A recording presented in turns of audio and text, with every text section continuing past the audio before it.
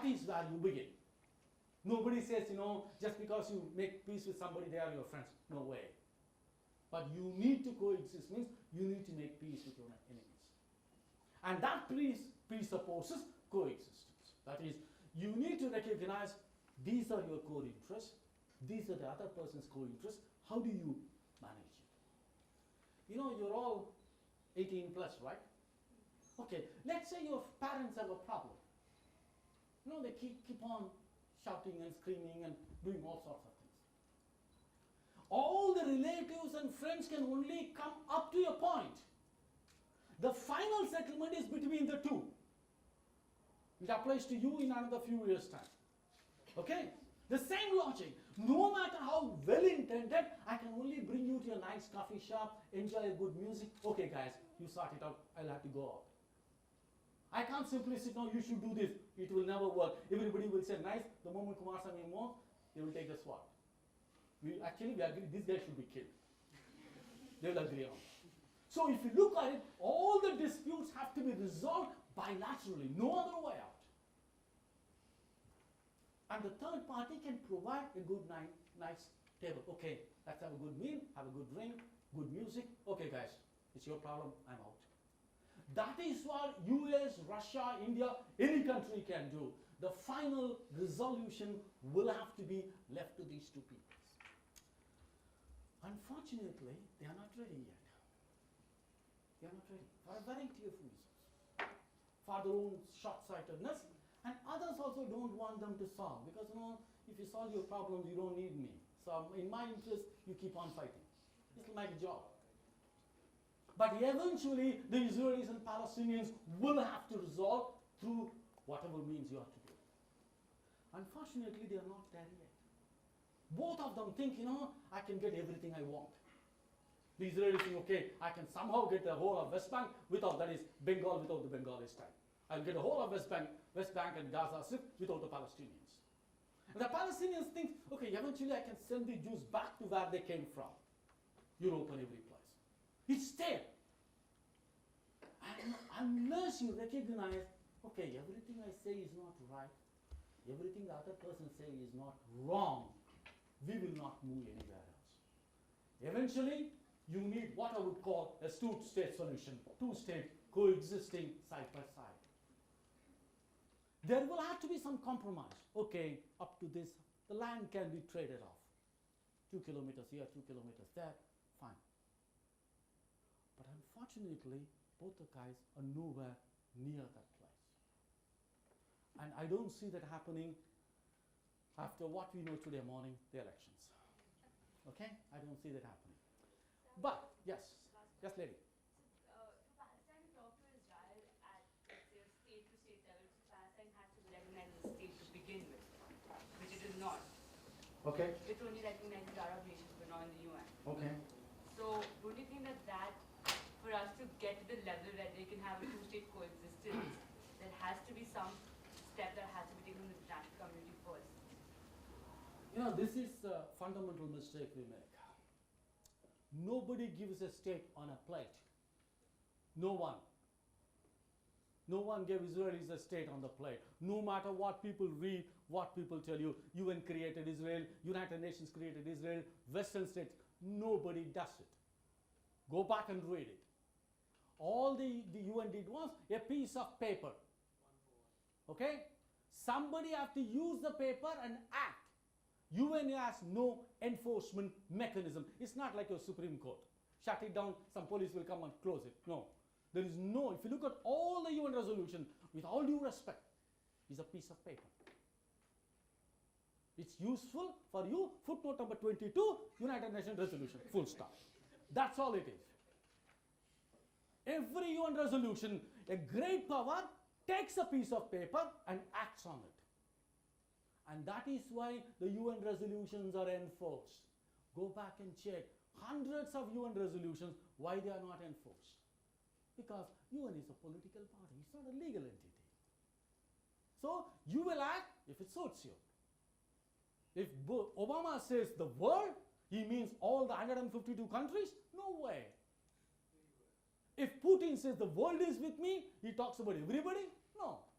When you say Indians say the world is with me, every world? No way. Pakistan is part of it? No. That is what I'm saying. We define our own world because it suits us the same way the United Nations.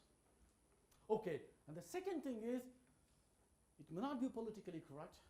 It may not be I would say that nice, but you have to be brutally honest. Palestinians simply are not ready to shoulder the responsibilities. You want everybody to say, okay, get me a state, you have to be the first one to fight it out. Nobody fought for the Jews, they fought it and got it. If you want to do it, you will have to do it yourself. No piggybacking on the world. Let me be very clear, Kai. If I have to be sympathetic towards you, what do you have to do? Let's say you want my sympathy. Sympathy. Sympathy, I have to be the victim. Is it easy to get my sympathy? No, I have to be somebody that you feel like can't fight for themselves. She can actually hit you, blood can come, I can have a sympathy for you. You have to convey that I am bleeding, which is what they did. What convey? Happened, they said, look, we are dying. Ah, Give us a state, okay. we will die. Exactly. See, anybody can give sympathy to anybody. It's not difficult. All you have to do is you can just hit him, I can see the blood, okay, I'm sorry. Sympathy is very easy. The difficult thing is respect. Respect, you have to earn it. You choose what you want. You want sympathy and the bichara, poor guy, fine. Respect you never can beg, my friend. You earn it. That is what you should do it. Simply saying, I'm broken things, nobody. You have to take responsibility. Okay, this is what I'm going to do, and I know the price for it. Nothing comes free. If you look at the human history, every state was created by blood and sweat. Your blood, not somebody's blood. You should know the consequences. Yes, sir. So, sir, at what point do you think the Israelis actually gained the respect of the Western world, in particular the US?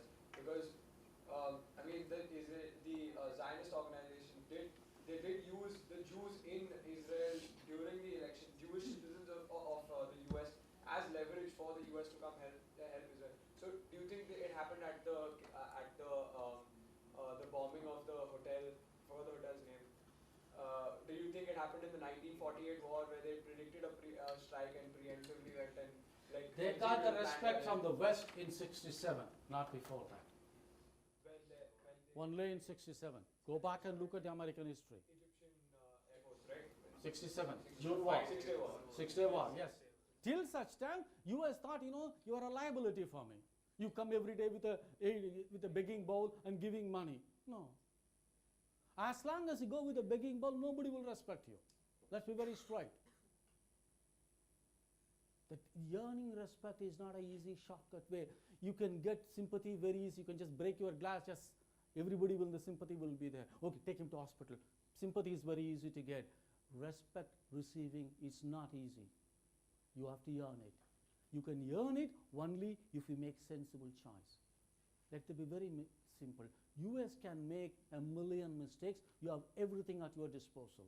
Let's say you are related to Ambani. You can make any number of mistakes, pick up a phone, Jatmalani, come and defend it. You will do it. You can hire him. Suppose if you're an ordinary person, if you're a poor person, you don't have the luxury of making mistakes. Okay? If you look at Palestinians, everything is against me. The world is not listening, the world is keep on moving. Now the problem is ISIS, not Palestinian question. People are fighting for other issues. You can go up to a point, then you look around and say, hey, there is nobody listens to me.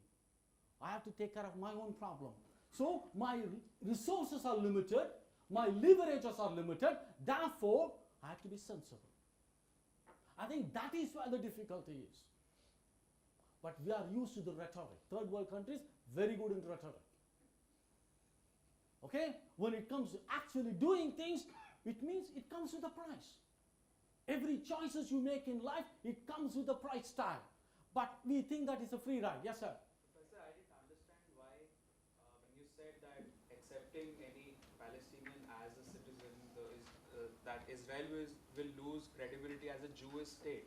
I didn't understand why that will happen, because isn't the idea of a Jewish state doesn't that origin from the fact that the state is not different from its religion but not the nationality? Okay, there are a few things, The Islam looks at Jews as a religious community. Okay, if you look at, that's one of the problems, if you look at the history of the problem. But Zionism and the evolution of the Jewish nationalism looks at Jews not just as a religious community, but as a nation. That's what the difference is. Okay, number one. Number two, if you look at in terms of population, West Bank has about 2 million Palestinians. Okay, Israel has about 8 million citizens. Out of them, about 2 million Arabs. So if you put the population roughly, you have about 6 million Jews, 2 million Arabs who are citizens of Israel, plus another 2.5 million people in West Bank and Gaza. You almost have parity. About 6 million Jews and 5 million Arabs. Israel will no longer be a Jewish state. That's what it is. The moment you accept certain things, suppose let's say Pakistan want to annex India. Let's say the other way around. Pakistan will not be an Islamic state. That is, you annexing different story. But if Pakistan decided to do it, there is no Jewish Islamic state. That is the difficulty. And therefore, Israel says, I want the West Bank, but not the people. And that gets into trouble. Because the moment you say democratic state, equality. I didn't say Israel is a democratic state. Israel defines itself as a democratic state. That is why my problem is. If you say I'm a fascist state, I have no problem. If I'm a religious state, I have no problem. The moment you say I'm a democratic state, you can't have two sets of citizenship. One full citizenship for the Jews and the Arabs of West Bank, not a full citizen. You can't do that. But if you give them full citizenship, you will not be a Jewish state. So if you look at the central argument in Israel is not the Palestinian question, which everybody talks about. The central question, what I would call the identity crisis. Jewish and democratic. Are you Jewish or a democratic state? In most of the cases, I can be a Hindu and a democratic. But there could be a point I need to choose whether my commitment to Hinduism is superior or my commitment to democracy is superior. At that point of time, you will recognize, are you a Democrat or a Hindu? Most of the cases you may not have. There would be a problem. That is what the real issue for most of us are. What is a Hindu philosophy? You are supposed to know the central question, who am I? Right? You have to search for yourself. This is what it is. The moment you define, I'm a Jewish and democratic, you are in for a trouble. Simply Jewish, simply democratic, no problem. Same thing, Islamic and democratic, it cannot work together. Theologically, it's impossible. Okay, if you look at the elections, I was disappointed, put it very bluntly, because I was reading it in a different way. Because I was in Israel in December, I talked to a lot of people, they said, Kumar, Netanyahu is going. Okay, you could smell it. But Netanyahu being the comeback kid, right? Like Clinton. So he was able to do it. Let's look at the numbers. Netanyahu gets about 30. The Central Zionists got 24 seats. And the Jewish Home Party, which is left, which is right wing, gets 8. Israel Beitenu, the Lieberman Party, gets 6. Here, Meretz gets 4. The Arab Party gets 14. There are 2 religious parties get 14 seats. Yes, Atid gets 11, the other one gets 10. This is more or less the number. Final number will go here and there. The immediate attention is this one. Okay, he got the largest number, you can form a government. And Netanyahu is very quick. Within hours, he said, okay, I'm talking to everybody, let's form a government. When somebody does so quickly, you know that there could be a problem, the ground is not stable. Okay, in Israel, no government is formed less than a month after the election. And if you look at the direct election of prime minister, they say you have to form a government 45 days after election, within that. Why was it necessary? There were cases, people took 3 months to form a government. Forming a government is not easy in Israel. In India, anybody can be a prime minister, installed as a prime minister, and the president can say, go and prove your majority. Suppose if prime minister gives you, okay, you are the prime minister, 3 weeks. You will say, 3 weeks? 3 days is enough. I can get the 272 MPs. In Israel, you can't do that. You become prime minister only after the Knesset approves your cabinet, which means you need the magic number 61. That is simple majority out of 120. Netanyahu's argument was, I will get these two plus this one and this one. So therefore, I think it comes to somewhere in 67. That's the number he's talking about. 67 in Israeli parliament is a very, very risky business. If 4 of us are not there and 4 of us decided to abandon the government, your government collapses. In Israel, in the Indian context, you cannot be part of the cabinet and vote against the government. In the Israeli case, you can be part of the government, you can vote against the government, you can vote against even in the parliament, not only in the cabinet. So 67 is a very, very risky number. So normally people look for somewhere in the realm of 70. How do you get there? You're not going to be easier. It depends upon how the other guys, if you look at very crudely, the hardcore right is 44. The hardcore left is 42. This is a reality. And the 14 is religious, and this is the center. In my understanding, Netanyahu forming a government, I wouldn't say it's a done deal. Not yet. In Israeli politics, anything can. 1 week is too long. So I'm still, even though I'm a little bit disappointed by 24 number on the 6th digit, but I'm still hopeful that things could not be bad. There is a suggestion you will have a national unity government, but such a unity government will come with a price. It's not going to be simple. There is one thing which probably might trip the balance, the 14. I know, living in India today, we may not be able to even visualize this possibility because it is not happening in our own country. Since 1948, the Arabs, who make up about 15% of the Israeli population, were never part of the coalition.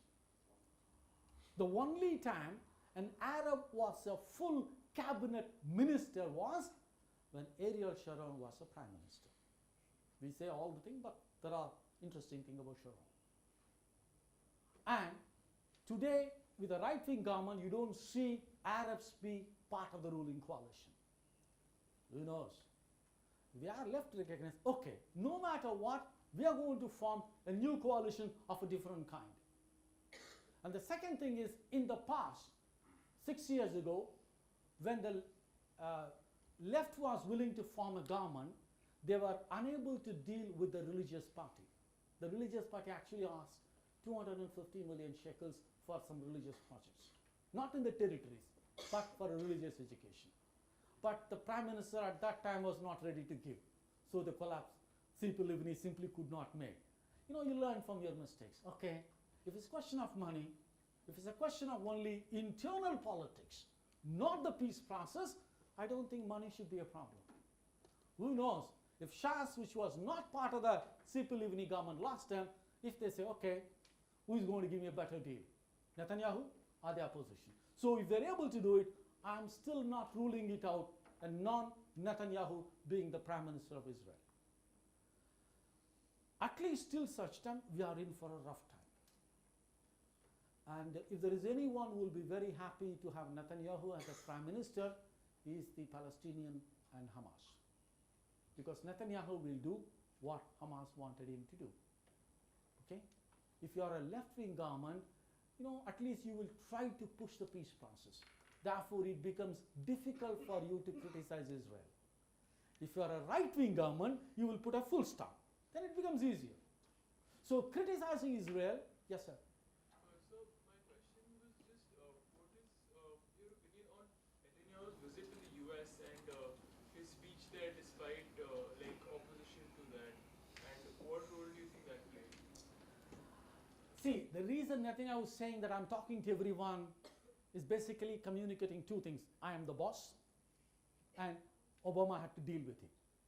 That's exactly what is he trying to do. Because American policy is whoever is the president of XYZ, we will recognize it. If US is ready to talk to Assad in Syria, why would they not talk to Netanyahu? Okay, so that is not an issue. But for the same reason, Netanyahu is saying, okay, I'm the prime minister. That is why he's in such a hurry. When somebody is in a hurry, you should watch the footsteps. Okay, there is something up in the sleeve, something is going to happen. He's not sure about it. Because if you look at it, it's very nice. If you only see Netanyahu, he has a 6-digit margin. If you look at the left and the right, this is what it is. And who knows? The center is the center. It's not committed to left, it's not committed to right. If you add the center to either of them, they could form the government. And once you have the center, the religious parties, one thing in common. No matter who forms the government, they will be part of the government. No matter. Because, if you are not part of the government, you don't get the money, which means you will get less seats next time. So, hook or crook, you would be part of the government. So, we could actually ignore the religious parties, concentrate on the other two. If the left and the right is able to get 60 without the religious parties will join. So, it is basically 44 plus 21 or 42 plus 21. The 14 will join whoever is the winner. And that is what the negotiations will take place.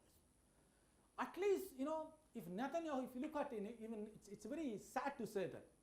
As long as Rabin was pushing the peace process, there were enormous terror attacks in Israel. On 2 occasions, I was supposed to take a bus. I changed my mind in the last minute, the buses blew up. So I know what terror means in Israel. But when Netanyahu came to power, there was no terror act. So Netanyahu was able to say, you see, I protect people, I bring security. The reason is simple. The bomb blast was aimed at blocking the peace process. If Netanyahu was doing a better job, why would I blow up a bus? That is what it is. These in Israel, you have to think differently. It's not a conventional, okay, Netanyahu brings peace, Rabin actually brings down more terror. No, it's the other way around. Rabin faces terror simply because he was trying to make peace. That was the logic. When other is not ready to make peace, he is doing a better job than I am. Why would Hamas blow up a bus? Netanyahu doing a great job without ever blowing up a bus. We are going to get into that kind of a situation. There will be more quiet. The only problem is the world is no longer patient with Israel, especially the leadership. I am free to elect anybody I want. We have seen in Indian context, we have seen in everywhere in the world. But you are not free from the consequences of your action. Basically, karma theory. I am free to do anything in the world, but I'm not free from the consequences. Can I kill him? Of course I am. I'm a free person. I can do that. But what is not possible is I have to face the consequences of that. And that is what it is. So freedom is not freedom to do anything. You are not free from the consequences. So if Netanyahu comes to power quickly, you are going to have a rough ride. You're going to have a really difficult time. But at least in the short run, I'm still hopeful that 42 is still bigger than 44. I think I'll stop there. Over to you, sir. No, I think over to the audience. We would like to have your questions or comments. We have a small dinner waiting for you, so it's up to us when do we want to leave the room and talking and go down. But I'm sure after this animated talk, you will have plenty to either ask or to reflect to the lecture. So if you like, we would have consolidated questions, or we'll go one by one. As per the which is Be pointed to what has been lecture about and quick, so that in 15 minutes we want to wrap it up. So you did explain about the logic of settlements. But here in Israel's logic, wherein it does not want to give citizenship to the Palestinians, but why would it send its own citizens to an area which is ridden with bombs? It's not an area ridden with bombs, number one. It's not. Okay, if you look at it, to rent a one-room apartment in Jerusalem it will cost you about $800 a month. For the same money, you can have a full-fledged house in the settlement. If you pay a couple of hundred more, you can even get your private swimming pool. Okay? That is what it is. So most of the people who live in the settlements are not the ideologues. More comfortable life.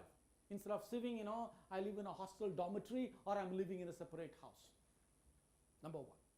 The second argument was, by having more people in the territories, Israel was hoping, one fine morning, the Jews in West Bank will be more than the Arab in the West Bank. That was the original idea. And that is why you give enormous concession. Israel is not like in India, you can just go and occupy any place you want, put up a shanty town and put, okay, Modi Nagar today, maybe Rajiv Nagar yesterday, whatever is the case. Nobody will touch you. It's not like that. You cannot take possession of a house unless you have water, electricity and transportation.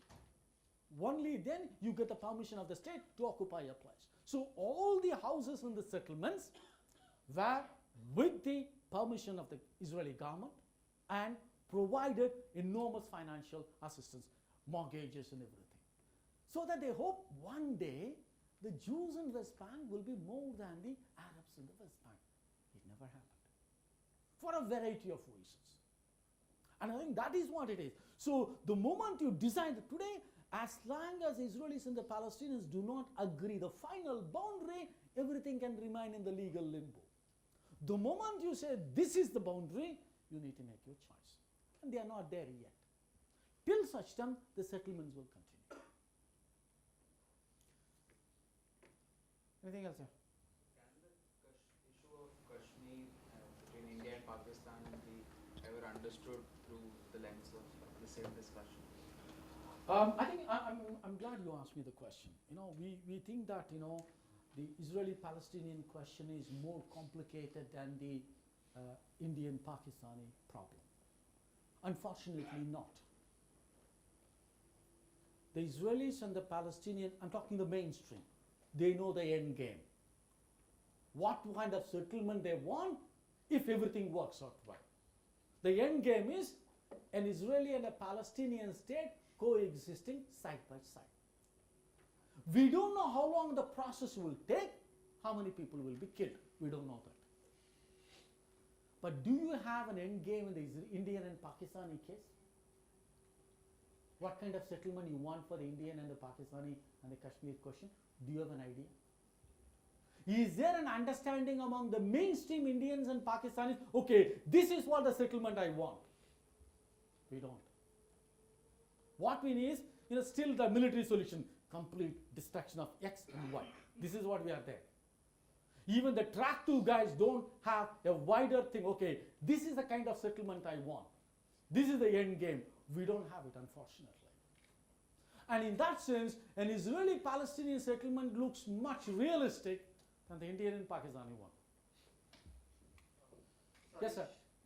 Yeah, we can have same way how you said that Palestine and Israel, that two states coexisting together.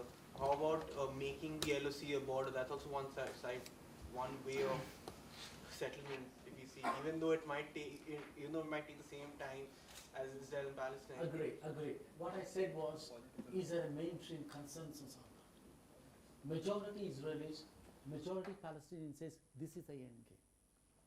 The Palestinian National Authority says we want to coexist with Israel. The border can be this or that. That's a different story. They are willing to go. A large number of Israelis still think Palestinian state existing side by side. The nature of state can stay. But your LOC, how many people support that in India and Pakistan? Is it the mainstream argument? Intellectual discussion IAC, yes. I'm talking about whether BJP, Congress or left, any major political force. Okay, this is the kind of settlement I want. But same in Pakistan. Is there a mainstream argument? No. Both wants complete Kashmir, either way. That's what I'm saying. We are not even looking at how long it takes, a different story. We are not even looking, okay, this is what we want. It's not there. Unfortunately. Professor? Yes, sir. Out of all I've studied about Israel and Palestine conflict, one thing is that they have made efforts to make peace. You should talk about Washington negotiations or the Oslo Accords, but then everything went bad again. They're back to square one, or better than that, but yeah, everything went bad. So, out of most of the things we read, people try to apportionate the blame games going on, that the Israelis didn't play are not playing the game fairly, or the Palestinians are foolish, or this is the problem made by the obstruction is by the authority, the Palestinian Authority. I mean, can it actually be said that okay, so this party is to blame, or this party is no? Can there be a solution, or can there be an answer to this question, that Israelis or Palestinian, I mean, who is blocking the peace process? Can there be an answer to this question? Because out of what I read about the Oslo Accords, the Palestinian National Authority, they gave too many concessions, and then the Palestinian people in the end didn't like it, and then things went bad again. Then the Palestinian Authority it is so complex, authority controlled by the Hamas, and so many different things. So can it be decided that okay, the Israelis are to blame or the Palestinians? You know, Kumaraswamy, just linked to that question, Yes, I please. just wanted you to reflect to the students upon the problematics of the Palestinian leadership themselves, difference between Hamas and Fatah, and of course the okay. You know, it's easy to blame X, Y, Z. Okay? It's not difficult. You put certain conditions, these are the things you did, okay, what happens next? This is what the discussion is going on about. Exactly. The moment, the question is, you want to make peace with your friend. Find fault is not going to take you anywhere. If you say, okay, this is your mistake, fine, go home. Then what happens? You have to talk to her next day, right? Never abuse a person if you are going to deal business with him the next day. That's a fundamental human relations rule. Finding fault will give you emotional satisfaction. Okay, you are at fault, I am not at fault. Fine. By blaming the other, can you have a relationship the next day? No way. The question is not who is at fault and who is wrong, who is right. The question is how to move both the guys forward. That is what the critical thing is. The moment you get into the finding fault business, the relations end. But then they can reflect on the mistakes and then make a formulate a policy. They will have to do it. You Yeah. and I can't do it. Suppose if it's a friendship, I'm sorry, I should have not done it. No, I should not have asked. This is how friends make a peace, right? The moment you say, yeah, you're wrong. Then, no, I'm sorry, I should not have done it. No, I also provoked you. You got the point. If both are willing to express certain degree of remorse, the relations flourish. You overcome the difficulty. The same applies to nation states. The moment you say, these are the long list, 1, 2, 3, 4, 5, your errors. Okay, the other guy will come a counter list. Where do you end up? So this is what happening today. Each one is blaming. Nobody is ready to move forward. That's what I said. They are not ready to make the transition. They are stuck in the past. That's what I'm saying. Your grandfather killed my grandfather, so you and I will fight. Okay, our grandchildren will fight. We are in the same mental framework. Okay, and the Palestinian work, it's not easy. It took almost enormous effort by the Palestinian people to get a recognition for the PLO. In 1964, the PLO was formed. In 1974, PLO was called the sole legitimate representative of the Palestinian people. If you look at the Oslo process, the signing of the Washington ceremony took place a day after Israel said PLO is a representative of the Palestinian people. Today, nobody believes it. Nobody says PLO represents the Palestinian people. And especially Hamas doesn't believe PLO represents the Palestinian people. Guys, remember one thing. All the national liberation movement, whether it's South Africa or any part of the world, you need national unity. I'm not saying uniformity. Your hands, all the 5 fingers are not same. You need unity. Otherwise, what happened to Tamils in Sri Lanka will happen to you. The moment you say uniformity, my way or the highway, you will have a state, only tombstone as citizens. You will not have anyone. When the LTT Prabhakaran was killed, what happened? Why did that happen? Instead of fighting the Sri Lankan government, you are fighting amongst all the Tamils. Whoever doesn't like Prabhakaran, he was eliminated. It's a cruel thing. The same thing, when in the last 10 years, when you're talking about negotiations, you know what you are actually referring to? It's not the Israeli-Palestinian negotiations. You are talking about Fatah-Hamas negotiations. And if you look at all the things, the people who challenged Arafat and all the institutions by him were Hamas. So you support a Palestinian state. Okay, you want to support a Palestinian. Yes. Which Palestinians?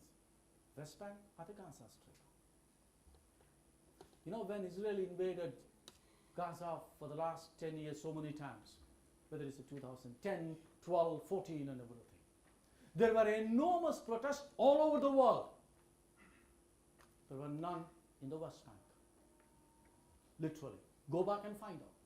Why was it that all over the world people are protesting against the Israeli atrocities in Gaza Strip while West Bank was quiet? You can think of three possible reasons. People in West Bank did not know what's happening in the Gaza Strip. Everybody knows except people in the West Bank. Possible. The second possibility is the Hamas, that is the Fatah leadership, is so powerful, they're able to control the entire West Bank, something Israel could not do for the last 40 years. So Hamas is more powerful than everybody else to control the West Bank. The third possibility is people of West Bank have become Zionists. You tell me. How do you explain you have demonstrations all over the world, not in West Bank and over the Gaza Strip? Which tells you there are very serious internal differences.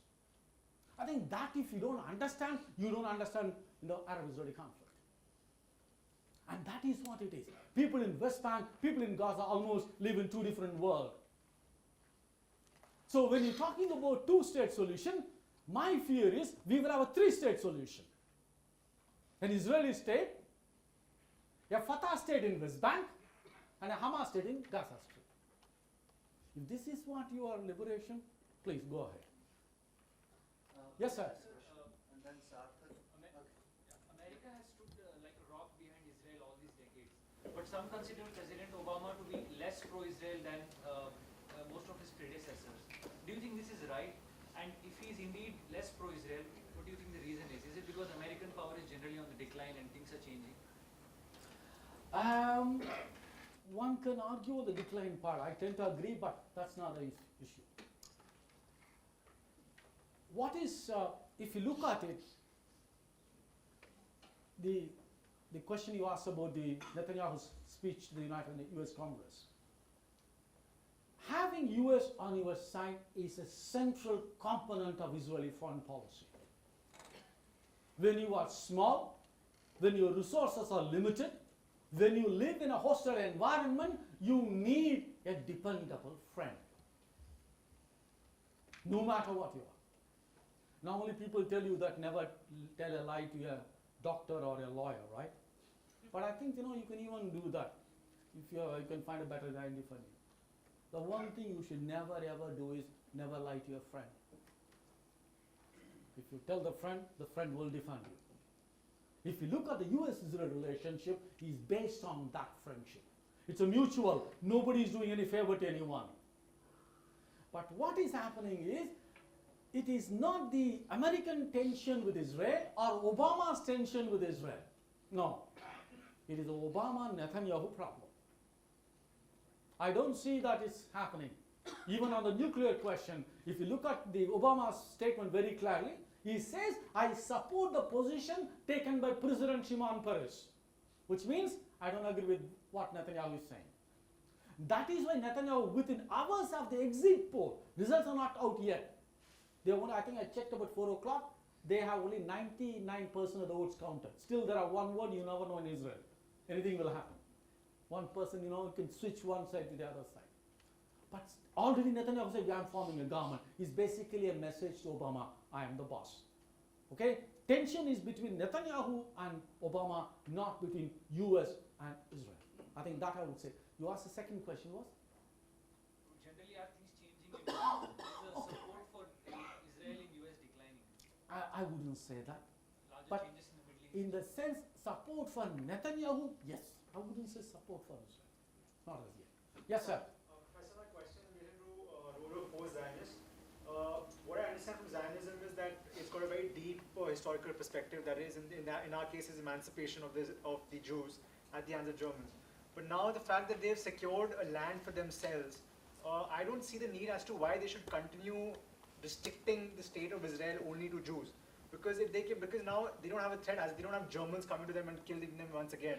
But why is it that they cannot do away with Zionism and open the doors for the settlers to settle in? And Settlers from the? no, because what we were talking about was settle in the sense of the extended portion of Israel. So Oh, sorry, there is no extended portion of no, in the Israel. sense which they've captured, in the sense It's like occupied territory. occupied territory, exactly. So as to why cannot they open the doors? Anybody from Jharkhand? Very good. Good.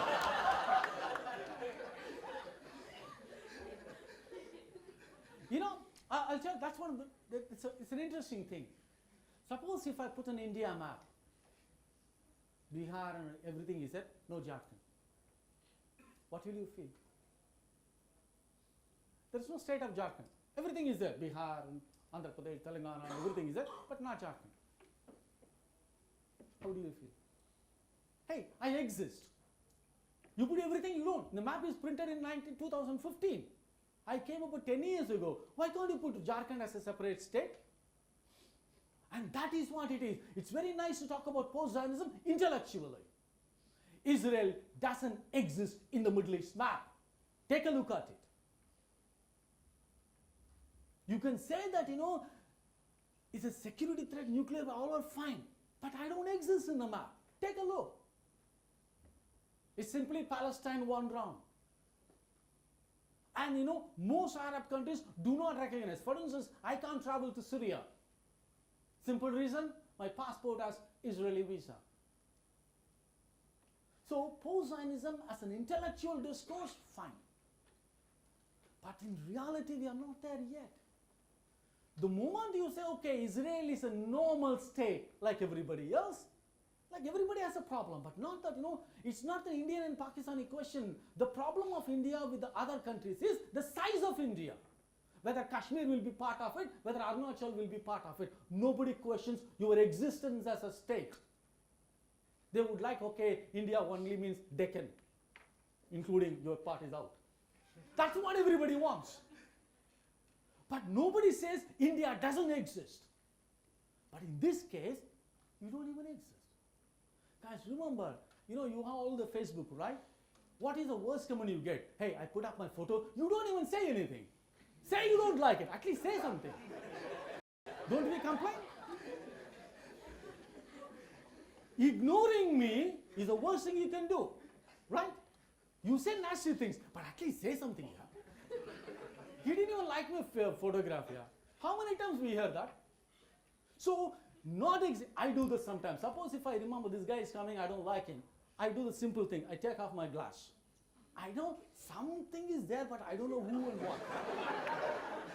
I do that if I want to avoid somebody. So, ignoring someone is the worst thing you can actually do. And I think that is there. But okay, people who talk about Zionism, Abraham Burg and everything is fine. But the reality is, okay, you can always argue this is an intellectual discourse. Eventually we will move there. I don't see that happening soon. So should we, Sanatan, you have a question? Should that be the last one then? Okay, Sanatan, go ahead. First, I just want to ask a very specific question about Yitzhak Rabin. And most people arguably would say he was one of the prime ministers who did most to try and forward the peace process. So I just wanted to ask if there was anything in your opinion that was maybe unique about the times or the government that he served in or the period in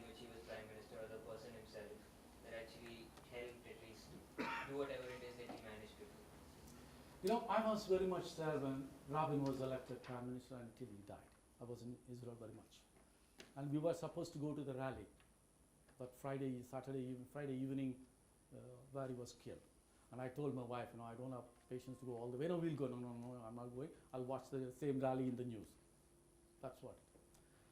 The one thing about Rabin was, no matter what his other pluses and minuses, he had a down-to-earth reality. He's not living in intellectual discourse. But he understood everything through a security prism. His bottom line was, will it be good for Israel or not? And if you look at the White House photograph, when three of them are shaking hands, and it was basically choreographed. And just before he put in his button, he was actually touching his stomach. When people asked him, he said, I actually felt butterflies in my stomach. Am I doing the right thing? So he had an enormous reservation before he got into the whole process. But the moment he got himself, he believed till the end. And if you remember, Oslo 1 was passed in the Knesset by 5-vote margin. 61-56, 5 people abstained. But Oslo 2 got only 1 vote margin. And he actually said in the parliament, as long as I have a simple majority for my thing, I will continue it, number one. If you look at all the terror, whenever there is a terror act in Israel, you will find the Prime Minister coming and addressing a public meeting. If you happen to see the old clippings, you'll find out. In case of Netanyahu, you will stand there, the army chief will be there, police chief will be there, and defense minister will be there, and a couple of other elite officers will be there, about 7-8 people on the dais. They will be answering questions. And Rabin, there will be only one person. Rabin alone will be there. Nobody will be there. He said, I am the boss, I take responsibility. In Netanyahu's case, he needed 10 people to share the blame. Honestly. In Israel, his name is like, how do you drive in Delhi? You drive, right? Who drives? How do you drive in Delhi? How do you drive in Delhi? Like a Delhi wala or something special? Huh? I don't think it's like a Delhi wala, okay? Which is basically means zigzag, right? And Netanyahu is known in the Israeli case as zigzag prime minister. Okay, he will go one, that's what I'm not surprised. He said, I'm opposition to Palestinian state. Wait for him 24 hours, he'll say exactly the opposite. Okay? And for instance, when the first meeting between Netanyahu and Arafat was not taking place weeks after Netanyahu became prime minister, literally Clinton had to push him. With great reluctance, he goes and meets Arafat in the Erez crossing. When he comes out of it, he tells, I have a great chemistry with Arafat. Israelis was, Netanyahu, Israelis was stunned. He said, I have a great chemistry with Arafat. Hey, you were actually literally dragged to the meeting and you come up and tell me that you are great. That is Netanyahu for you. And Rabin had the guts. He had reservations. But the moment he took over, you went till the end. And I think, if you look at I will end with this, I will not say more. And if you look at Rabin's assassination also showed the division within the society.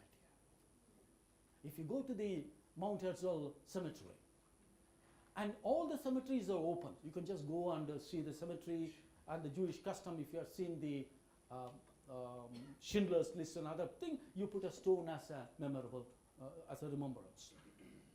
But in Rabin, there was a fence after that. It says, don't cross. People actually started putting graffiti into the grave. So there is a strong, divided society at some level. You could see them. At the same time, the assassination of Rabin is almost similar to Gandhi's assassination.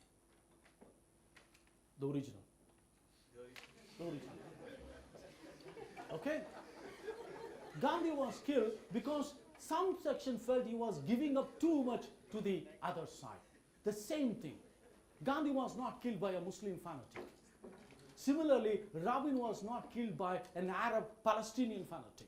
He was killed by a Jewish Israeli who thought you are giving too much into the concession. But what normally happens is, when you die in such a brutal way, it's like a Ganges, when you dip and get up, all the sins are to be washed away, right? That's why it's dirty. That's a different story. But the logic was the moment Robin was killed, quite a lot of things which were not very clear what he did were completely washed away. And Robin assumed a completely different personality because he was ready to pay the ultimate price. And he was advised to wear the... Just like Gandhi. Oh, you came late. Okay. Or woke up late, whatever the case. And he refused to wear the bulletproof jacket. He was advised. He said, he said no. So Robin, it's an extremely interesting person. I was there during those years. Professor Arman, would you have some comments too? Okay, so dinner is in the reception area, but before we... Can I say just one word? No, before we go out... Just, one thing. Just I forgot. Guys, listen, I know that the purpose of this thing was not to tell you everything, because you can't do it in 90 minutes unless I want to be a boring monologue guy. So the purpose was to engage, to create an interest in the subject, okay? And that's the only reasons. So we can keep on arguing. My apologies if I found a little offensive, but I need to finish certain things within the time frame. And I'm available on the Facebook. I'm available on the...